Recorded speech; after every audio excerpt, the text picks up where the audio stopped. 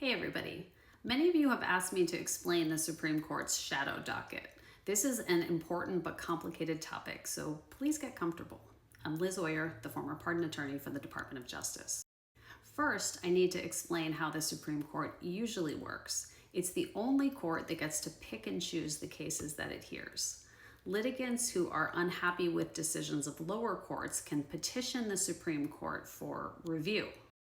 The justices then vote on whether to hear the case. In 99% of cases, they do not grant review. That means the decision of the lower court becomes the last and final word. Normally, the Supreme Court hears only about 80 cases per year, and it can take years for a case to make its way to the Supreme Court. Once it gets there, the review process is intense. The parties on both sides submit hundreds of pages of briefing. Third parties also have the opportunity to weigh in by filing what are called amicus briefs. The case is then argued in open court, and afterwards, the court generally issues a lengthy and detailed written opinion. That opinion becomes binding on all other courts in the country in future cases. So that's how it normally works. The shadow docket is a shortcut. It's a way to skip this whole process and decide cases faster. The shadow docket is also called the emergency docket because it was intended for emergencies. For many years, it was mostly used in death penalty cases when someone was about to be executed and the court needed to decide quickly whether they were going to intervene. In recent years, the Supreme Court has greatly expanded its use of the shadow docket. This is partly because the current administration is creating emergencies left and right by using presidential power in ways that we have never before seen. Here's how this works in practice. First, the president does something that shocks us all and appears to be illegal. Let's say, for example, deporting citizens of El Salvador to South Sudan, which is a war zone. Second, someone who is harmed by that action files a lawsuit in court to stop it.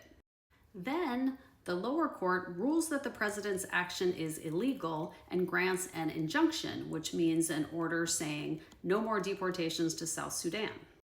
The president then immediately appeals to the Supreme Court, asking it to lift the injunction on an emergency basis so that deportations can resume. The Supreme Court then has two options.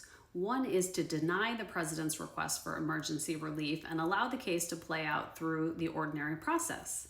In the meantime, that means the lower court's opinion remains in effect and deportations remain on pause. The other option is to review the case on the shadow docket. Since January, the Supreme Court has decided at least 23 cases on the shadow docket. In 21 of them, it has ruled in favor of Trump. Why does this matter? Well, there are two big reasons. One, it allows the president to implement his policies much faster with much less review and oversight by courts. Essentially, the Supreme Court is using the shadow docket to strengthen the powers of the president. Two, it allows the Supreme Court to increase its own power. There are over 800 judges in the federal court system appointed by all different presidents. Normally, they all play a role in shaping the law. But the Supreme Court is using the shadow docket to limit the influence of lower courts by undermining their rulings. The expansion of the shadow docket is alarming because our highest court is using a shortcut to decide many of the most important cases of our time. The shadow docket is also creating chaos and frustration among lower courts because the Supreme Court does not have to explain its decisions, which makes them very difficult to apply in future cases. Justice Kavanaugh has said this is intentional because shadow docket rulings are only interim decisions. They're not final. Well, in the interim, they are upending a whole lot of lives.